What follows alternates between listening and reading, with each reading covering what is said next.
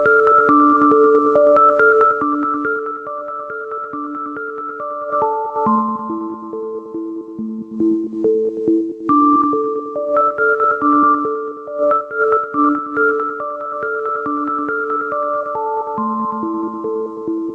in here playing with the faders like a child. Who would let me in a radio studio? Who would let this maniac on the air?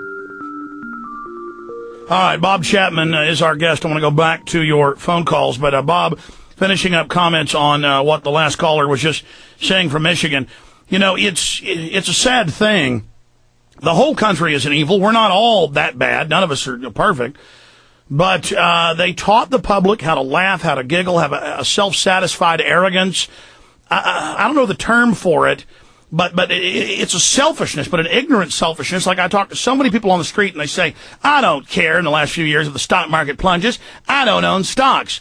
Well, everything you do is connected to people that do or companies that fund themselves. Or, I don't care if they're taking farmers' ranches. I'm not a farmer or rancher. Well, you're going to pay for that through the nose. Or I don't care if this or that happens, or I don't care if there's 30 million illegal aliens. Well, they're going to take your job. I mean, it's this attitude of, hey, nothing affects me. I'm an arrogant bastard. And I even see the public in ways getting more arrogant, more haughty, more surly. I don't understand that attitude of laughing at us that care about the Bill of Rights, thinking it's funny. I mean, what would you call that attitude? Actually, in the final analysis, stupidity, because it's all going to come back to haunt them because they don't know. They think they know. And that's the end of it. They're going to pay for it, and it's on the way. And their last chance was at the last election. They didn't act. They went the wrong way. It's over. You can't do anything left in through the system. You got to wait for the system to collapse to do something about it. Yeah, we could have had Ron Paul. I mean, notice how everything he said a year ago is exactly what's happening now. He's a monetary expert, gets all these international awards for, the economic papers he's written. He's been right about everything. Oh, can't have him. We'll give you a nice, glitzy, fancy pants. And then everybody will run around saying, change, change. Oh, man. Well, we started this program. It was just 38 minutes ago. The stock market was even. It's now trading up 331 points in another government-engineered rally. And because it's insider trading, the insiders make money up and down. They admit the whole thing's rigged. The plunge protection team, the president's, committee on markets, all of this, and the public doesn't even know. I mean, business people who sell mutual funds will laugh at us, Bob, just because we know how it really works, because they only study a very thin slice of the market. Well, they will find out when their job is gone, their house is gone, their cars are gone, and the government sends them to a job in San Francisco. The wife is employed in Boston, and the two kids go to school in Chicago, all under government auspices. And once a year, they can all meet for a week and enjoy the family. By the way, they are now saying that's what they're going to do.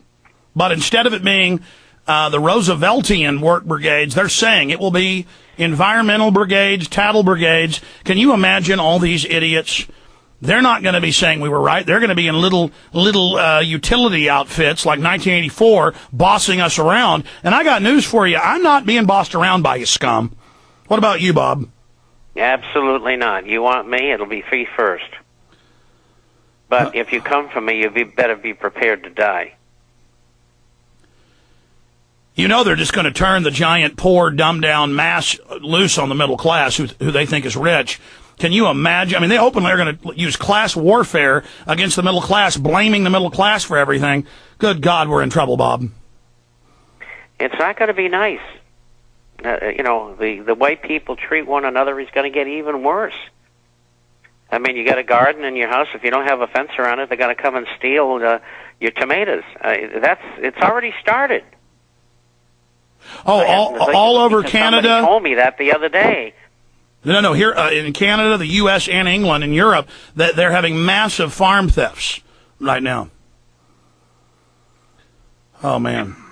Yeah, that's the thing I've noticed, and I keep beating a dead horse here, but it's true.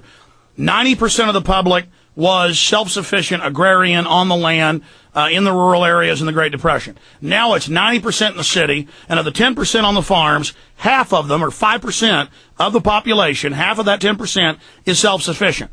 And instead, the government's just going to come rob them out, and the neighbors will come rob them out, and then we'll be like North Korea. See, when you get government running everything, folks, you get North Korea. Bob, you want to tell them what North Korea is like?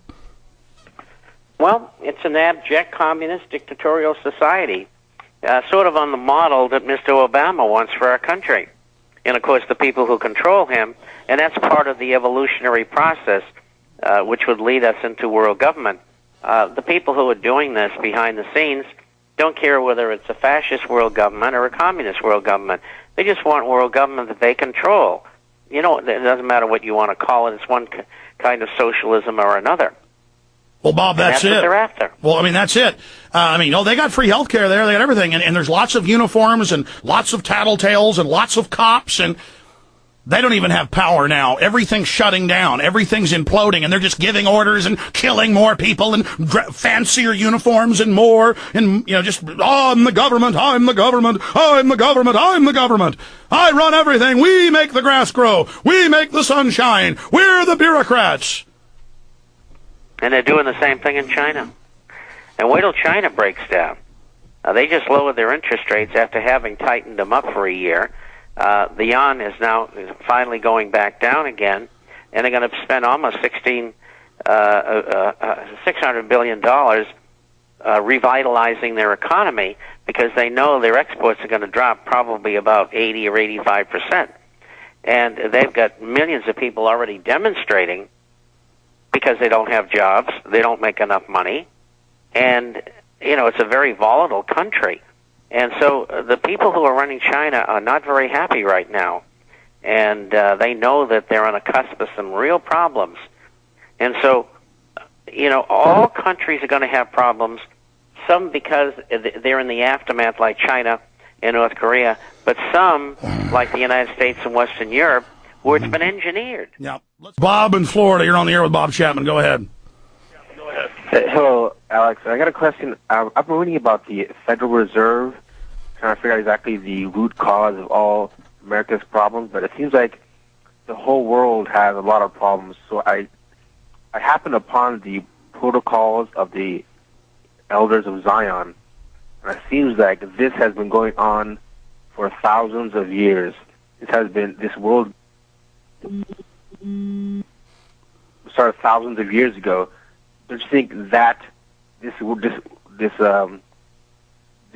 conspiracy that is? Well, let me just say this. Let me just say this about that. They don't know who wrote it. It's called a forgery, but a forgery would mean that it was a copy of somebody else's real documents. That's an improper term. Regardless, those are tricks used by governments. And other books have been written previously, by Julius Caesar and people about how to control people. So what's in there is a trick governments and groups use. I don't know who really wrote that. I appreciate your call. Bob Chapman, comments on it. Oh, I think you're absolutely right in putting it in that perspective. There's an awful lot of other books that are verified, and you can check into the backgrounding and of the commentary that's in there. And especially with the Federal Reserve, Ed Griffith's book, the Creature from Jekyll Island, points that out. And there's an awful lot of others. And if you're interested in this protocols, then read World Revolution and Secret Societies and Subversive Movements by Mrs. Nesta Webster, and they were both published in the mid-1920s. And that'll really give you a different kind of view of what went on over the centuries in regard to conspiracies.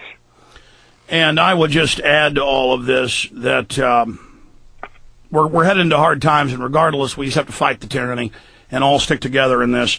Let's go ahead and go to the next caller.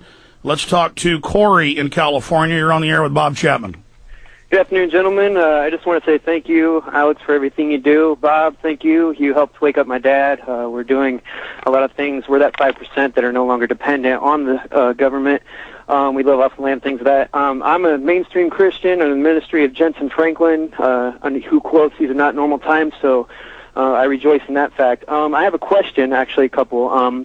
The FCC mandated HDTV converters by February. Are there any plays into the big picture with that one? And also, what exactly are people planning to do with the gold that they're buying? What are they going to do after they have to dig it up for emergencies?